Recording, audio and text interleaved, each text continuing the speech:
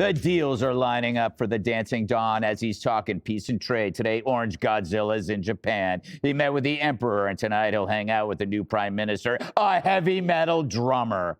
Yesterday, 47 broke it down when he landed in Malaysia and signed yet another peace deal.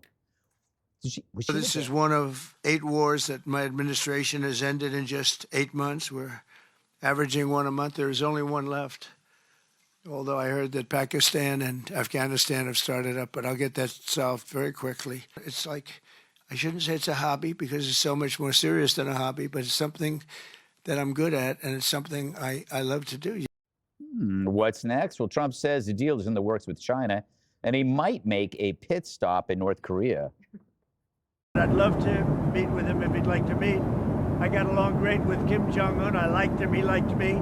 If he wants to meet, I'll be in South Korea. Would you extend your trip in Asia in order to meet with him? Well, I hadn't thought of it, but I think the answer would be, yeah, I would do that, sure.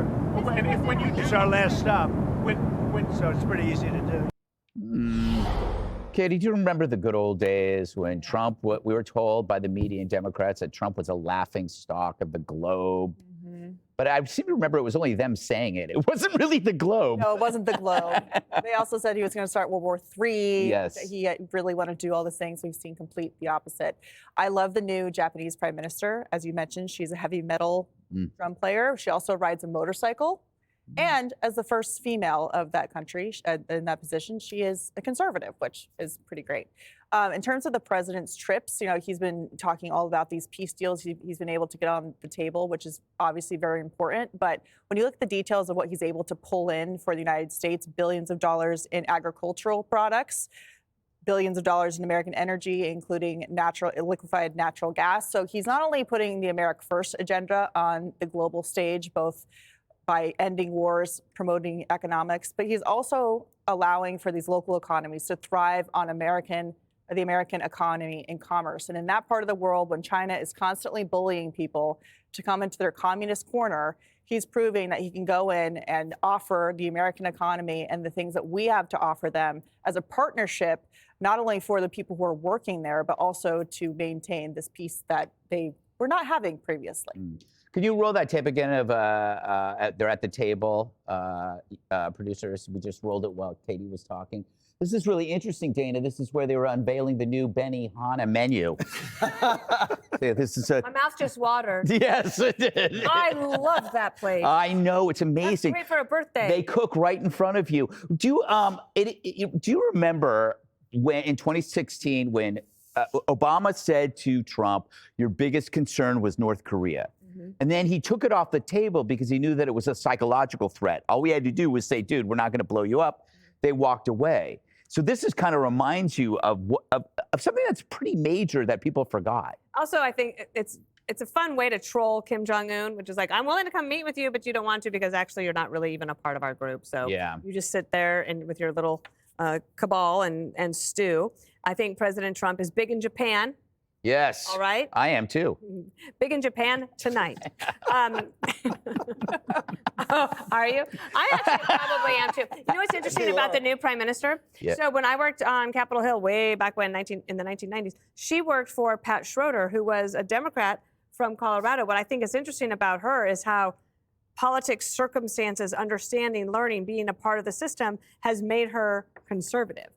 And I think she will be an incredible leader there. I'm hoping that they have a really good relationship, because one of the things that happened today is that the Democrats are all saying, how dare he go to Asia when the government is shut down? But it's like, Chuck Schumer, you're the reason the government is shut down. All you have to do is pass the same bill that you voted for 6 months ago, and then the government would open. I'm assuming that the Democrats want to get these trade deals done, that it would be good for America to have a mineral pact with China that would make sense to try to deal with some of these things so that we're not at each other's throats. But we'll see what Chuck has to say. Yeah, I was really shocked, Harold, in the green room when you said, I can't believe the Japanese are risking it all on a female prime minister.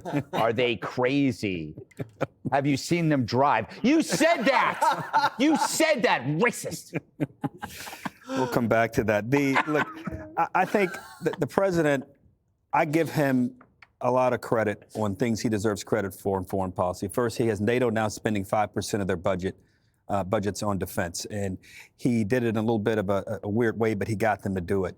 Two, he's gotten the Middle East and our partners, and particularly in the Arab region there, to use our technology and AI products and not China's. He's also encouraged and enticed him to invest heavily in the United States, which is a good thing, as he does with all of these countries here. It's amazing, as he's gotten the Middle East to take our technology products. We still seem to be addicted to a Chinese product called TikTok, but we can come back to that. But the president has not done an extraordinary job on yet. It's something I know he's trying his hardest to do. China, we've not done the reset like we want, because all of these trade deals are about getting China to reset their relationship with us.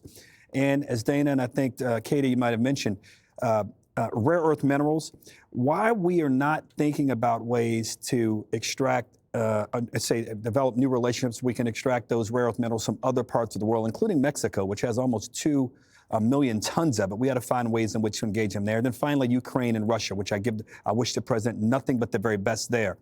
Finally, I like what President Trump is doing in another part of his foreign policy. This hemispheric approach in attention given to South America. I've argued for this for a long time.